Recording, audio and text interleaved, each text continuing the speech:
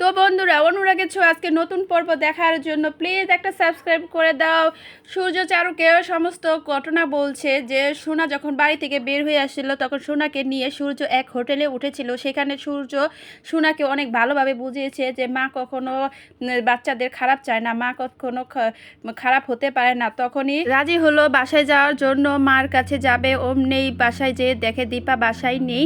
সে সূর্যর সেই চিঠিটা দেখে দীপা বাসা ছেড়ে চলে গেছে। তখনই সোনা আর সূর্য অবাক হয়ে গেছে। তখনই উর্মি অনেক কথা শোনালো যে আপনাদের জন্য আমার দিদি বাসা ছেড়ে চলে গেছে।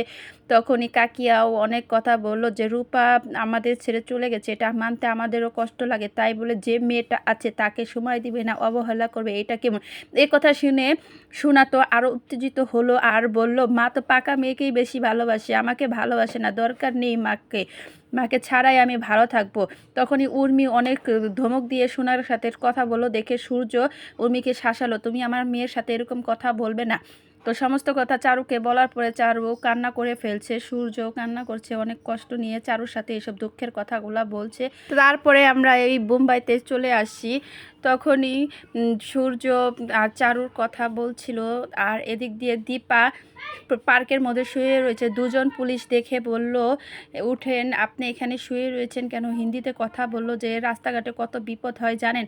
এদিক দিয়ে সাক্ষ্যদীপের মা চলে আসলো। বিক্রম ফোন করেছিল গোপনে এসে সাক্ষ্যদীপকে অনেক ধমকাচ্ছে, বলল তুমি একটা মেয়ের বাবা হয়ে তুমি এই কাজটা কেমনে করলে? একটা মেয়েকে তুমি কিভাবে বের করে দিলে? তুমি আমাকে মা বলে ডাকবে না, আমি তোমার মেয়েকে সব বলে দিব।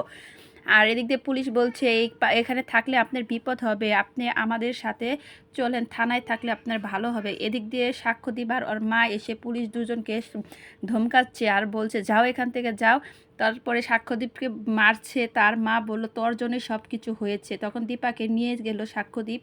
আর এদিক দিয়ে সোনা ঘুম থেকে উঠে তার মায়ের কথা ভাবছে আর খাবারগুলো দেখে বলল বাবা খাবার নষ্ট করা তো ভালো নয়, তুমি যারা খাবার খেতে পারে না তাদের এই খাবারগুলো দিয়ে দিও, আমি এই খাবারগুলো খাবো না।